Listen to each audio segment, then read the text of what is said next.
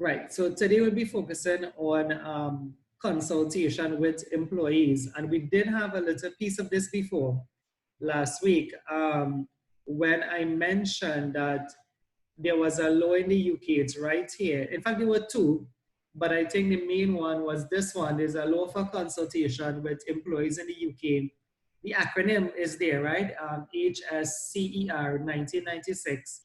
Um, and what it requires the employer to consult with the workers in the UK. Now, again, our OSHAC have the same thing. Only thing is that we don't say HSCER. We don't say that law, but we say the OSHAC. And part two of it does talk about consultation with the employees, right? Now, the UK is a bit much more refined. I say more refined because they have a whole law then that focuses on consultation. It isn't an add-on to the OSHAC. There's a whole law by itself. In fact, there were two of them. There was a safety rep. In fact, I don't want to go back, right? It's on the same side. You can go back and find it, right? But there's a safety representative and safety committee regulations that required consultation as well, right? So if you just joined us, what I had said at the very, very start was if you could have had a pen, pencil maybe, and a ruler, there is a way to understand this, but just like the charter drawn for policy, where the policy had three pieces: organization, statement of intent, and arrangement. There's a way to understand this. If you don't get it on the chart, it makes it very difficult to understand the writing itself anyway, because it goes back and forth. Some of the slides are on safety representative, some of the slides are not.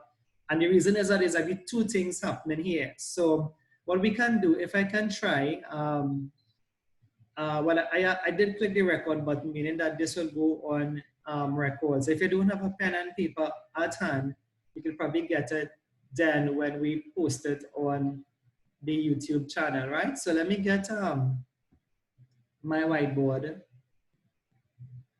and I'll get the marker as well here.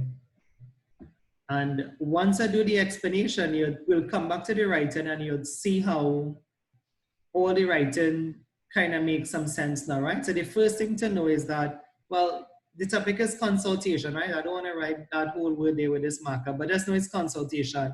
And the first thing to kind of know, let me just start this chart somewhere in the middle here, that consultation is a legal requirement. So this is like the start of the chart.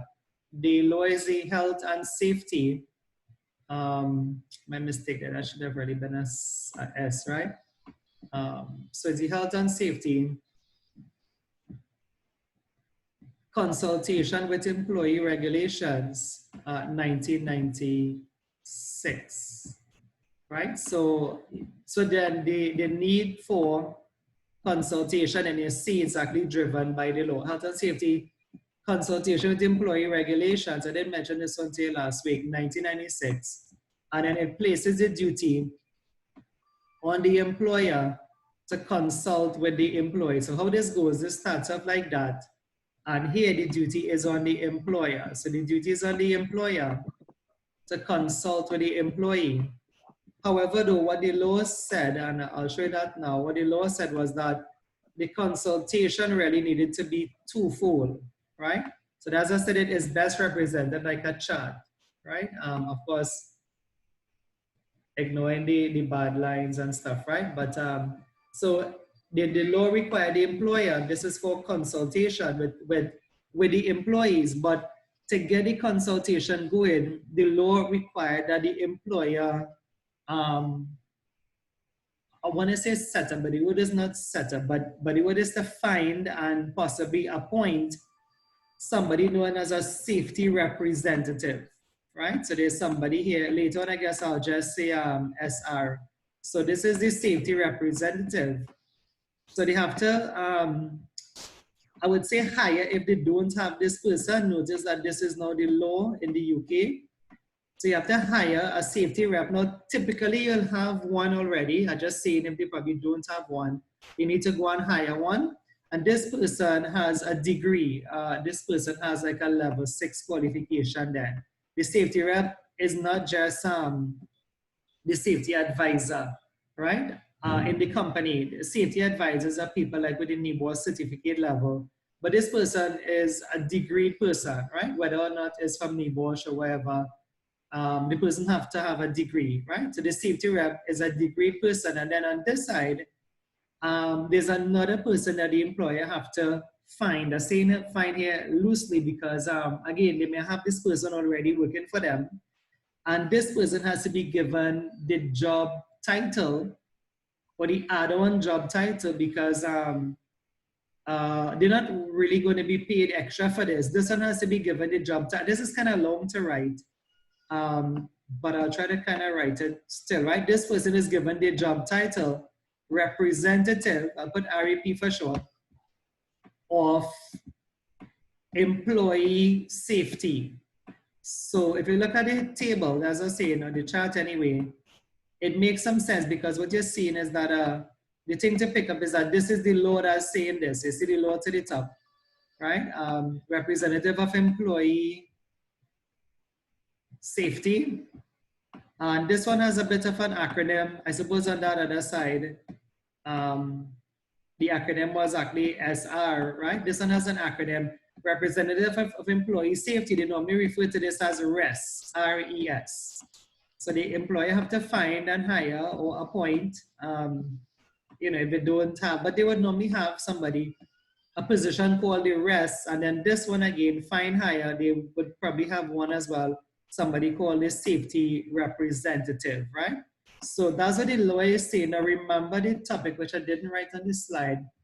If I could squeeze it in here, the topic is consultation, right? Which simply means the employer have to talk to the employees anyway.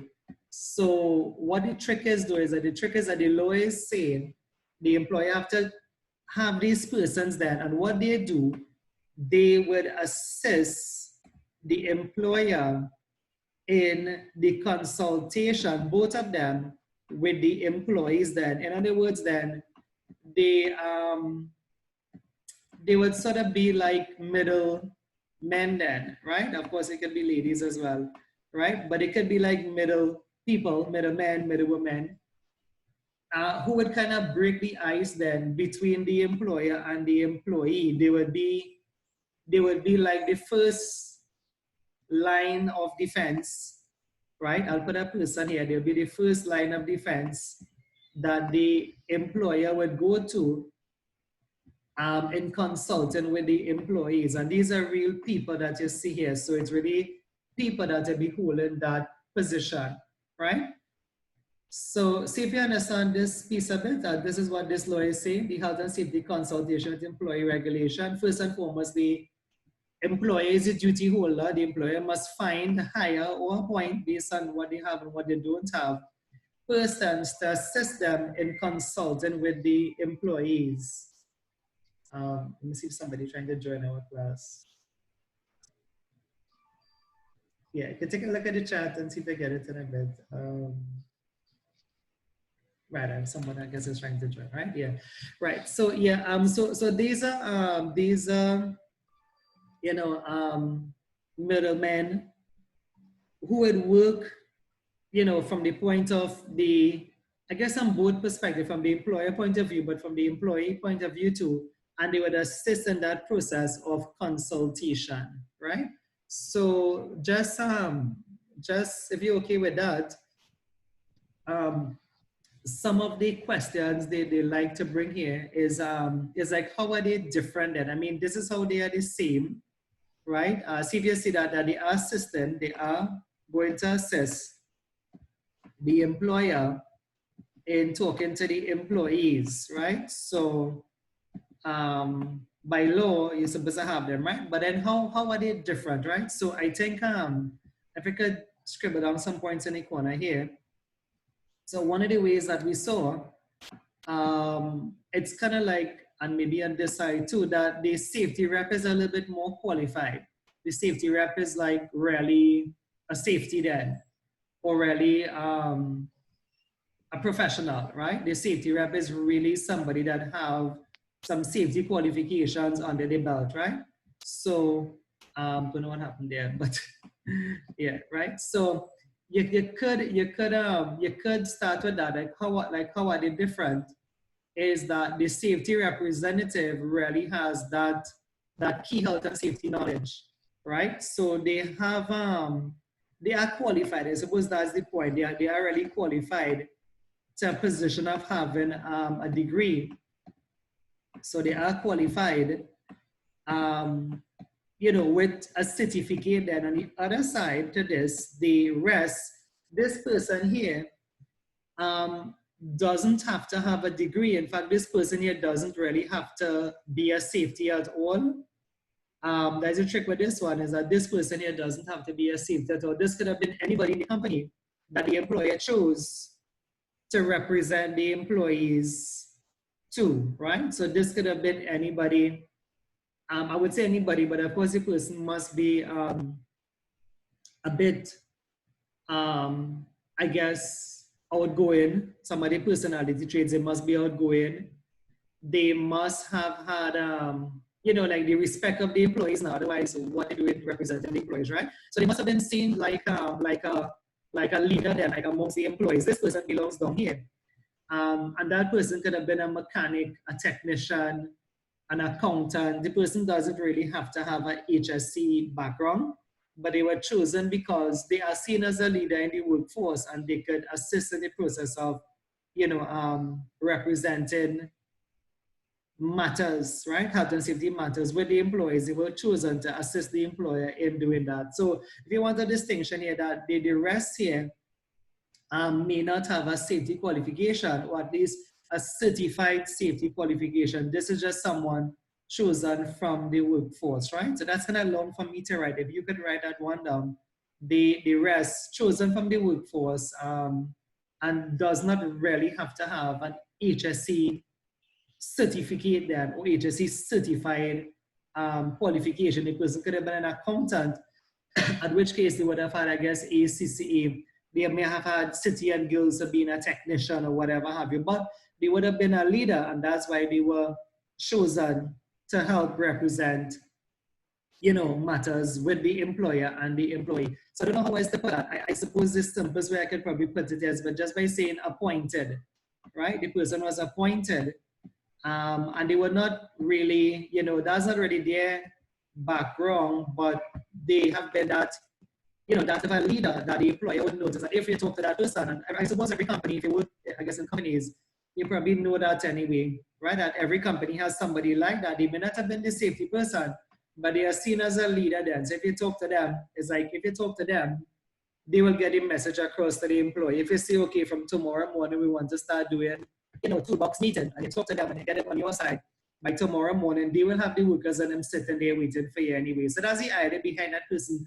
If you have more space than me, and of course I know you have more space than me, please put in everything I said there, that person could have been a technician, an accountant, a mechanic, a facilities person. In fact, a lot of companies and Massey and stuff, they use the facilities manager there. Somebody in facilities, not even the manager sometimes, maybe the second person, the second one in charge in facilities, right? But they are seen to be someone with some respect, and which is why they could be chosen for that position, right?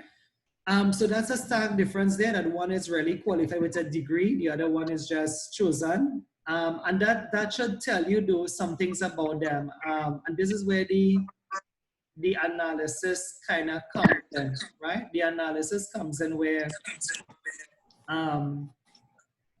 if you think about that a bit, you may be able, right? You may be able to pinpoint some more differences between both of them, right? So for example, you would want to say the safety rep. If you don't think about this a bit, this is the one with the degree, right? You want to say like the safety rep. I'm not sure if you can see all of it, but I mean, if you could see what I'm trying to say, because the safety rep is the real safety there, you'll find that the safety rep could do a lot more things that the RES could not have done, right? For example, the safety representative then could do things like risk assessments. I'll put RE for short, right? Whereas the rest here, RES, let's refer to this as, let's think of this as as the facilities person, right? Facilities supervisor, facilities manager, that may have done a facilities degree there. They may have done security and facilities, right? So that person may not fully well know how to do a risk assessment.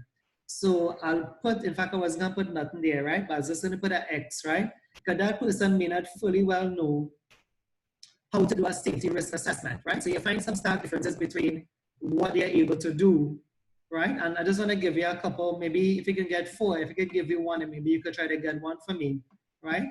That's the idea behind it. So you have both of them, but the thing is, remember, both of them helping, both of them helping the employer. But in terms of the help then, it seems to suggest that the safety rep know a little bit more, right? This other person, the rest is helping, but they would need some help themselves. Like they would need to be trained and stuff. And all of that you find it on the slides, right? I'll get back to that in a bit. So the safety rep could do a risk assessment. I think if you think about anything as the safety rep could do things like an accident investigation. The safety rep, sorry, could liaise. I mean, there's so much to say if you want to put that one down. As a third point, can do an accident investigation. They could be in charge of it then. I don't foresee this person being in charge of it. They can probably take part in it, right? So you find some differences in their function. The safety rep can take the lead because they don't know what they're doing. They are the leader of the accident investigation, right? So they can take charge in an accident investigation. The representative of employee safety oftentimes would not be able to lead in that investigation, but would be able to basically be part of the team that forms the investigation anyway, right? I want to give you 1 and maybe see if you can help me get 1. So one of which I wouldn't know is this one, is that the safety rep is a part of a trade union. This is a requirement for that position. And that's for TU for short, right? The safety rep must be part of a trade union. That's how the law have it. Remember this law way up here? Everything in the charge is under the law, right? So a criteria for being, classified as a safety rep is that you must be part of a trade union. And on this side, no. I mean, the person does not have to be, I'll put the X here again, does not have to be. Of course, you could write it out. Those of us who write it. The representative of employee safety, that technician, that facilities manager, that mechanic didn't really have to be a part of a trade union. All they had to be was to have the respect of the employees and to be seen as a leader to represent the employees on matters to the employer, and vice versa, represent the employer on matters of safety to the employees. Anybody could probably come in there and see if we could probably think of a difference in them. Maybe like what could the safety rep do, and you think that this other person who is an average Joe is the average person anyway, but they have been selected and appointed, the proper word is appointed by the employer to help out in the process of consultation. What do you think the safety rep could do that this other person would not be able to do? Right, at least a great thing with the open book exam, all these things are right before you when you have your open book, right? But anybody else in safety itself, I know we have some young persons too, not in safety, but anybody who in safety, what do you think a safety would be required to do? I mean, we said risk assessment, we said investigate accidents too.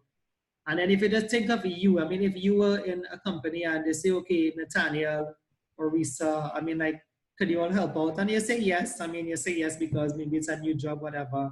But what do you think you're not, you don't feel yourself competent to do, but normally somebody with a degree maybe, that may just be easy for them to do anyway.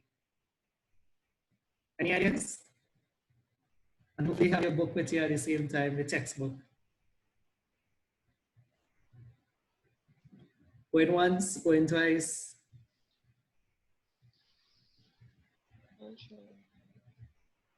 All silence, right? Okay, all right. I was kind of stretching my brain to come up. I suppose maybe something simple. It didn't have to be too complicated, right?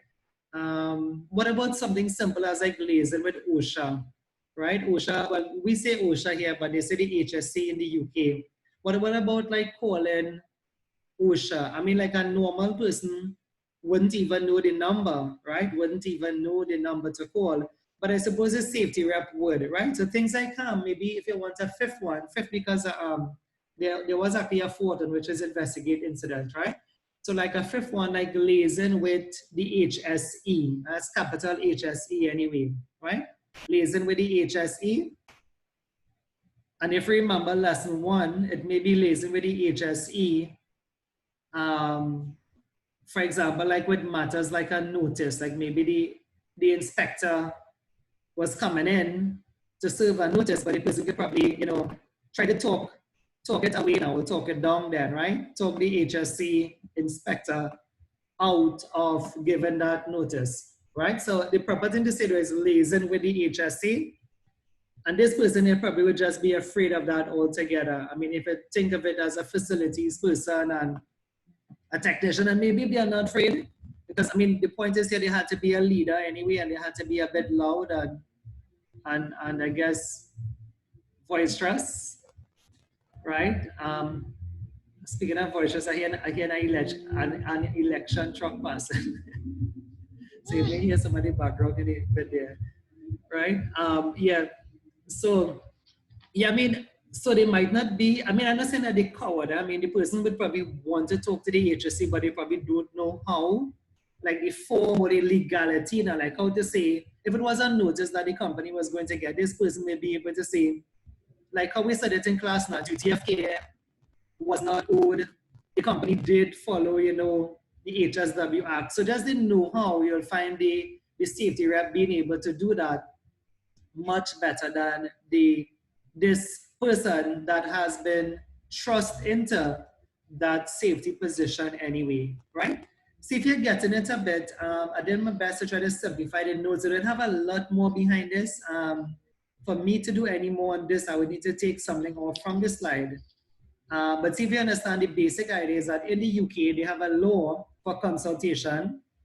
It is like our OSHAC, but it is refined, meaning that it have a whole law than just a consultation alone, right? The first thing you see is on this slide, the duty is on the employer to find and hire 2 sets of people. Now I say sets because you can have more than 1 safety rep, maybe it had 2 here, maybe 2 there, but you must find these 2 positions then. You must hire them if you don't have them, and if you have them, you must appoint them. 1 person must be a safety rep, that person must be qualified, the other person must be able to represent the employees. They don't have to have a safety degree, but they must have some sort of knowledge, and they should be seen like as a leader, like a role model in any company where they can take up health and safety matters, right? We went on then to discuss some of their functions, like the safety rep can do everything a normal safety does do: risk assessment, accident investigation, liaison with the HSE, probably doing an inspection. That's a simple one if you want, 5, and not that you have to get 5. But doing an inspection, they can do all of that. This person here cannot really do it. They might not be fully competent then to do it, right? Now, the chart, like I said, if you look at the chart, we kind of went differences on the chart, but what you need to know is that the chart does the both of them. As I was saying, the chart is actually both. It could show you comparisons, but it could show you differences as well. For example, like a similarity is that both of them, they are really working together and they are not enemies, right? These 2 people down here are not enemies. They are both working to represent employees to the employer. So when I said that they are not enemies, what I want to tell is that typically what happens in the workplace is this person who was not competent to do any of these can do it.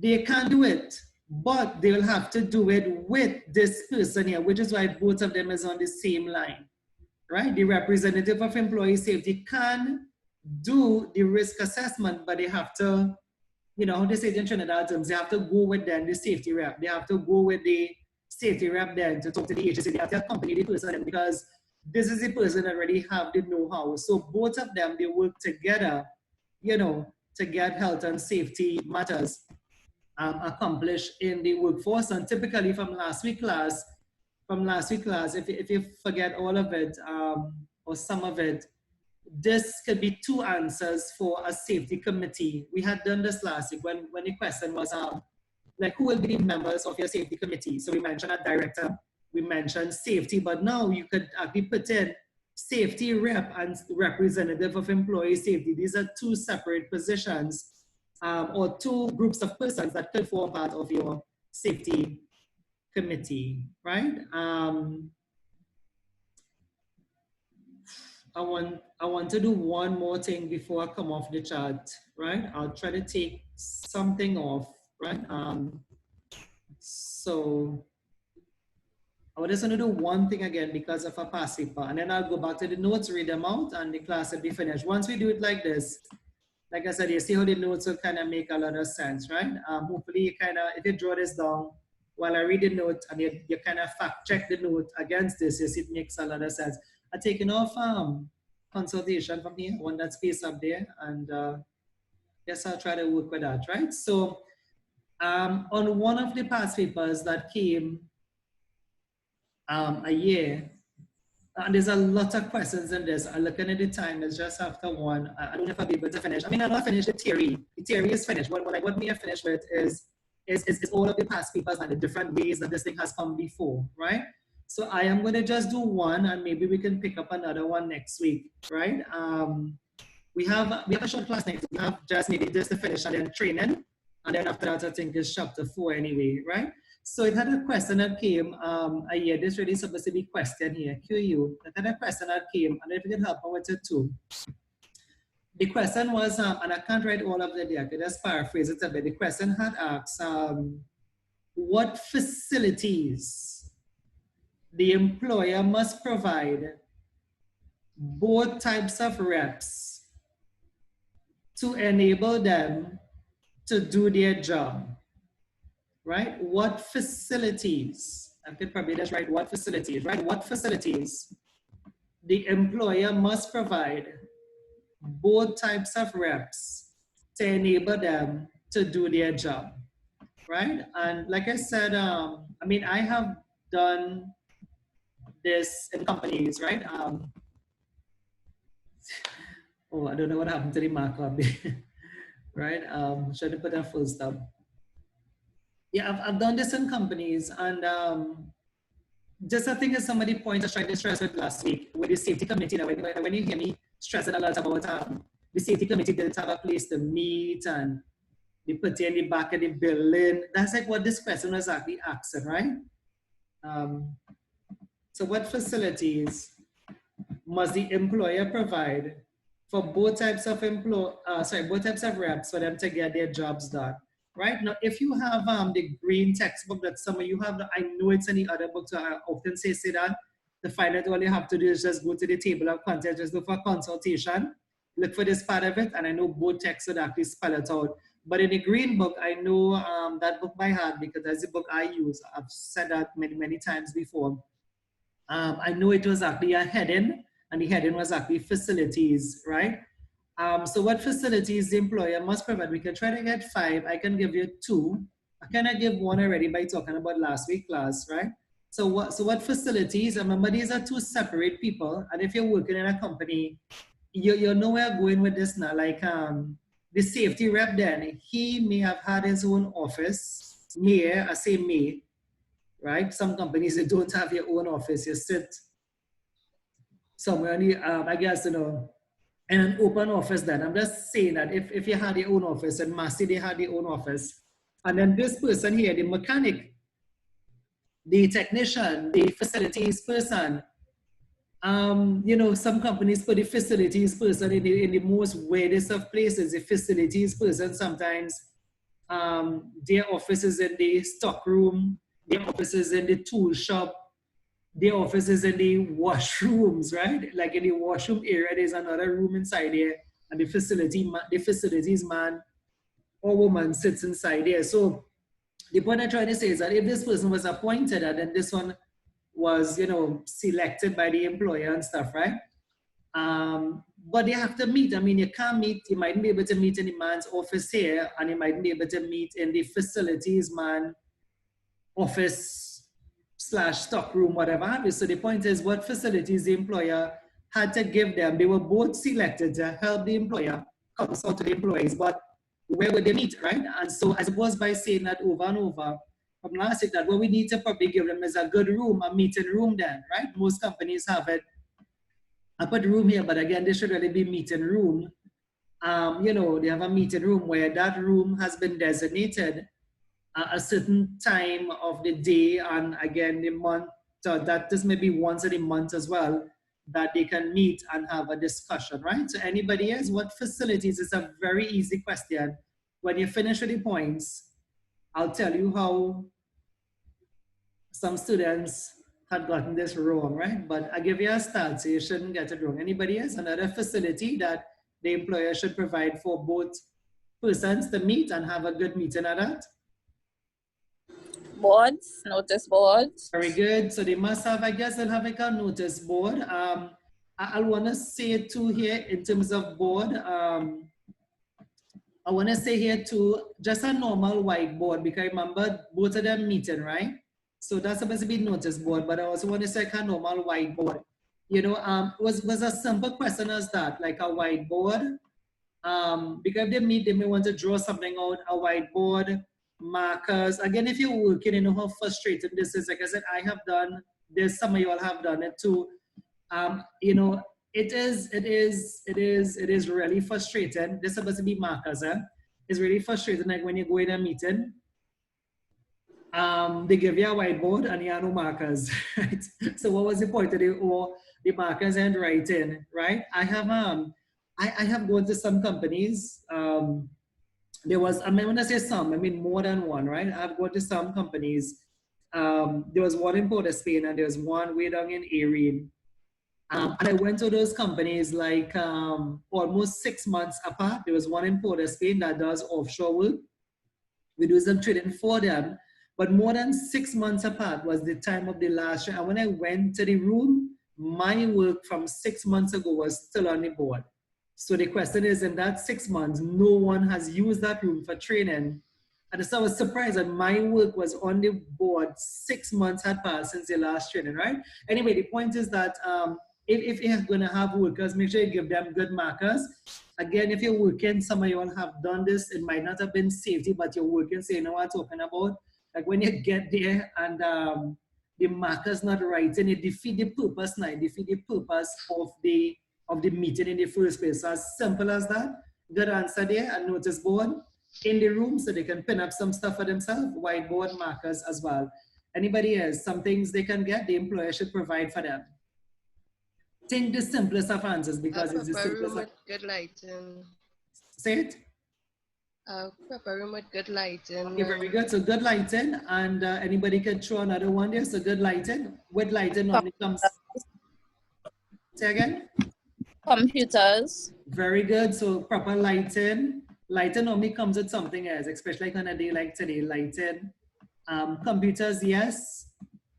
This is actually a good one. Computers. Massive. Well ventilated. Very good. Ventilation, like AC and stuff like that. I mean, like a room that is AC. I'd mentioned that one last week as well, right? That sometimes I have ended up in a room that looked like a washroom, right? They put a meeting in a room, and when I was in the room, I could see tiles. So I know that room was actually like a toilet, but like they kind of refurbish it or whatever, and it was where they put us to have a meeting. How much we have there? We have a room, a meeting room, notice board, whiteboard, markers, lighting, AC. That's probably more than for computer. Anything else? Think about if like in a room, like if you were having a meeting, you know, I could probably throw in one if you can't think of it. Projectors. Projectors, very good. So projectors, they may need to share something. So you see how simple the question was? Remember NEBOSH? So if you're working in a noisy environment, you could be away from the noise. Okay, good. So you can put that up here, a room that's away from the noise, so that's good. But as you're on that point there, right, as you're on that point about noise, remember, anyway, that's not a facility. I was thinking about the employer supposed to provide PPE for this person. I remember this person here may not have been a real safety net. That person could have been, you know, the accountant. So they have to be provided with PPE, but I think PPE is not a facility unless if you say the person could be given access to the PPE room or something that they didn't have before, and that makes it a facility, right? So I don't think PPE is a facility. PPE is more like a thing other than a facility. In terms of facilities, I want to throw in here, I don't know what happened to that marker there now. I'll still try to write it, right? Maybe a locker, right? A locker to store this stuff, right? A locker or a cabinet or something. That's the point I want to suggest. A locker or a cabinet. So when they finish, they have a safe place to store away their stuff. And I'll leave this last one for you. I'll only give you a hint, which is like what they will go through now, like what the employer is supposed to provide for them in terms of a facility. In terms of the coronavirus, what do you see everybody doing? A place to do what with your hands? Wash your hands. Right, good, right? So access to like proper welfare facilities, right? So maybe set up a sink, proper welfare, and even before the virus, this was provided, like they must provide them with welfare facilities. And this goes on and on. There's so much points I could get from this. I can say a place to wash your hand. I could even say something like a place to get coffee and tea. Right?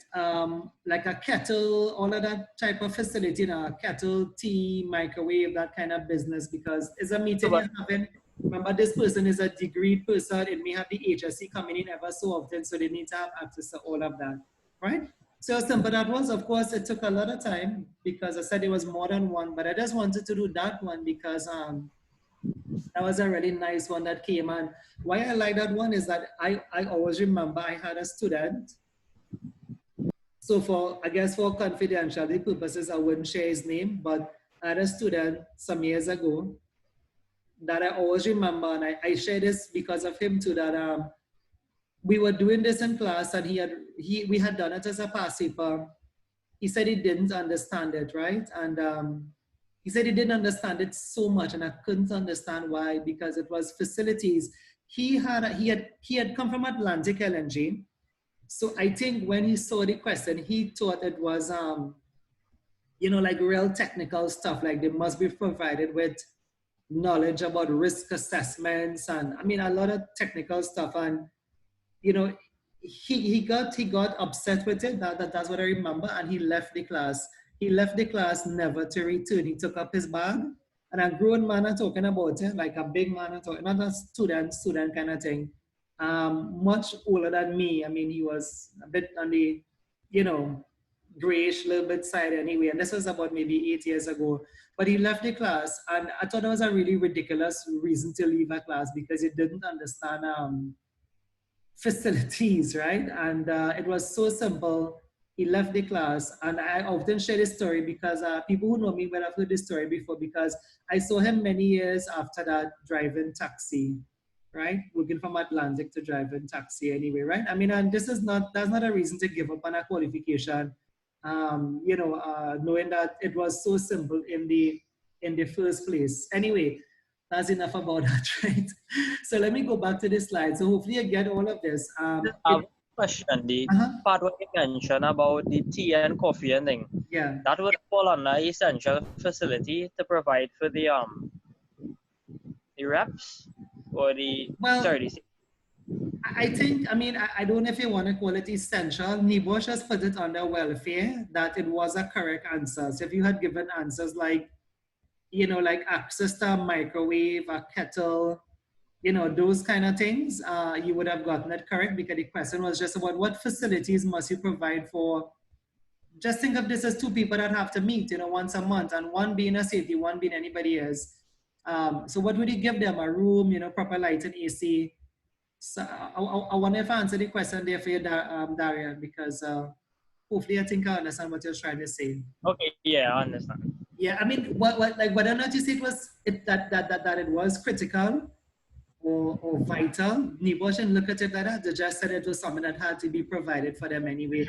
I mean, and I suppose in that ticket, I probably said proper access to like drinking water, like a water dispenser. So all of those would have been correct. I say tea and I write tea on the board because, you know, the English people love tea. So then tea had made it into the exam thing. Right?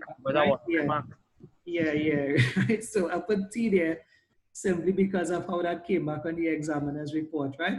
Anyway, let me go back to the slides. 10 minutes to go now. Having done all the explanation, you should see how it now falls back into place. I'm just going to read now, and you should see how all fall into place now. So I'm taking it from here. So both safety representative and representative of employee safety aids the process of consultation between the employer and employee. Straight from the slide that I just did. employer has a legal duty to consult with both types of reps and make and maintain arrangements to enable them and their employees to cooperate effectively regarding matters of health and safety. So this is like what we just did. It's the duty of the employer to make arrangements. What type of arrangements? The arrangements for a room, the arrangements for a computer, the arrangements for you to get, access to maybe, welfare facilities that maybe during the course of the day, the rest of employees had to be at their workstation, but you could get access to that welfare facilities, right? See if everything makes sense. A recognized trade union appoints the safety rep. Remember, I had TU under this person for trade union. Whereas the representative of employee safety are appointed, they were appointed by an election which is organized by the employers. So this is more like a voting. They'll vote in this other person here, like which one was the best one to represent the employees with, right? The functions of the representative of employee safety is more limited than that of the safety reps. See how it's all making sense? Every line will make sense if you've got the table before. Employer does not have to set up a safety committee on the request of does have to set up a safety committee on the request of 2 or more safety representatives, but does not, if requested, by 2 or more representatives of employee safety. So this shows you the power of the safety reps, right? If a company in the UK did not have a safety committee and 2 or more reps, the ones of the trade unions say to have a safety committee, it now makes it law that the company have to go and have a safety committee. The other person though, the representative of employee safety, they could make the request, but the employer does not have to do it. It is not a legal requirement because the other 2 persons or the other person is not really a safety person. That's how the powers of the law, that's how the law have it anyway. Safety representative, this is the SR, can request information from an HSE inspector or an environmental health officer relating to possible actions they might take against the employer. So we had tied this into the slide that, yes, the safety rep could talk to the HSE about action. The HSE inspectors, from those who are there for lesson 1, right? The actions that an inspector may be thinking about, giving the company a notice, the safety rep could try to talk them down or talk them out of that based on maybe what they have provided before, right? The Health and Safety Consultation with Employee Regulation 1996 does not enable the representative of employee safety too. So this is the other person, does not give them the power to conduct workplace inspections, does not give them the power to attend meetings of the safety committee, does not give them the power, I can say it in Trinidad terms, it doesn't give them the power just so then, right, to inspect statutory health and safety documents. They can do those things, but as I said before, they have to go with the safety representative. They have to go with the main person. They can't just get up, right, and say, remember what I said, that these people, that person could have been, let me just say the mechanic, that person could have been a mechanic. If you were appointed today to be a representative of employee safety, I say it in Trinidad layman terms, right? So you can't just get up just so tomorrow morning and go and start to inspect, right? That's not your job. If your job was a mechanic, you're being paid to be a mechanic, right? If you were a facilities person, you're being paid to be a facilities. They can't just see you just so in the safety committee meeting and you didn't say you was coming. They can't just see you, they can't just see you then next morning doing a risk assessment because you don't know what you're doing, right? So the law does not give the person to do that on their own. If you read the bottom here, they say, however, guidance notes accompanying the law says the employer could give the elected representative extra rules as well. Now, the extra rules would be that they can't do these things, but they have to be trained. That's next week class. I did mention training next week. They have to be trained and then they have to be accompanied by the main safety person. You cannot then abandon your job. Then if you were the mechanic, you can't just jump out just so and start to inspect forklifts the next day, right? You can't just jump out and come in a meeting just so because you're abandoning your job. You were being paid for a mechanic or a safety rep. And if you have to go to these meetings, you have to seek permission from your supervisor. Let the person know that well, by that time the company may have known that you were appointed to represent the employees. and there's a committee meeting once a month, you seek permission. If your supervisor give you the permission, well, then the person can go to the meeting, right? This is the main one, the main powers of the safety rep. The employer must give the safety representative additional health and safety information over that given to employees to enable them to play an important part in promoting health and safety at work. Safety representatives, these are the main people, are entitled to inspect and take copies of any documents relevant to the workplace health and safety matters. Safety representatives may also request information about planned changes in the organization which may affect the health and safety of employees. Duties to consult, I think we almost finished this one. This one is finishing right about, just about 2 slides again, right? Right, so the employer does not have to consult with either type of reps. I could boil all of this down for you. The thing is, right, both persons, right, they were there to represent the employees on safety matters. So if the matter is not a safety matter, the employer doesn't have any duty then to these persons. So they're saying the employer doesn't have to tell them anything that is not related to health and safety that would compromise national security, which is related to a specific individual, right, which would damage the employer's undertaking, which has been obtained by the employer for any legal proceeding, meaning that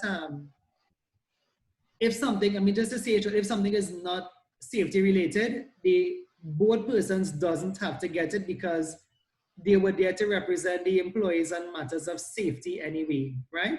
So the last one, if you wanted this one, maybe there is some sort of civil case against the employer, or maybe some sort of legal case against the employer. If that wasn't a safety case, then these reps have no business in asking for that information then, right? And again, I could share some stuff with you that these things do happen, where people end up in that position, right? And when they end up in that position, they try to get information about other employees, then like this third point here, which relates to specific individuals, right? And so I won't go too much in details on that, but I have seen one where someone had tried to access like one of their supervisor's qualification, right? And it was all out of spite anyway to prove that the supervisor wasn't as qualified as them, right? But it wasn't safety related. That was not their business anyway. And I guess that was dealt with in that same way anyway, right? Both types of reps are entitled to reasonable time off with pay during normal working hours. So if the person, the rest RES got permission, let's say there's a seminar in the Hyatt, they're often safety week and stuff that they have, I think, I'm probably saying the wrong word, right? There's a safety, I can't remember who it is that does it anyway, right? But there's often something in the Hyatt every year. Can't remember the people behind it, and I've actually taken part in it before, right? So that's kind of weird, but I can't remember it now. But if they have that permission to leave, so they are entitled to time off with pay. So if they are going to that function and they get permission and the permission was approved, so they can, they can go, and if they spend the whole day, they would get their normal salary anyway, right? This one in particular for the rest, if he or she has to be trained in risk assessments and, things like NEBOSH courses. I say that to tell you because, I know Republic Bank, I mean, up to today, the guy, was it today or last night, the guy sent me a WhatsApp. Republic Bank had someone that they had sent, to do the NEBOSH course anyway, right? And the person was on the representative committee, not the main person, but the second person anyway, in charge anyway, right?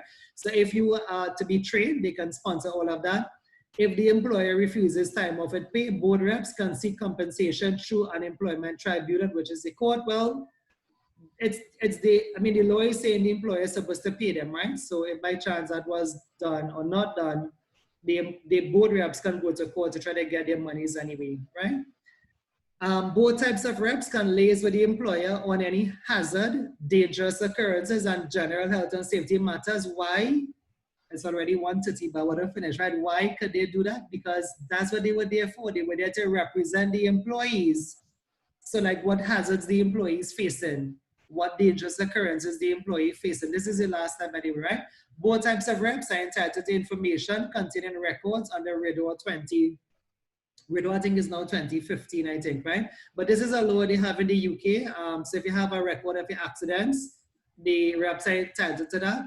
They can represent a group of employees in consultation with enforcing authority inspectors. Right, so like I said, training is next week class, and really not a lot of slides to go again. After this will be chapter 4, which will be the start of risk assessment. So that's it there for today. I would stop the recording here. If you have any questions, well, I would try this last one normally, this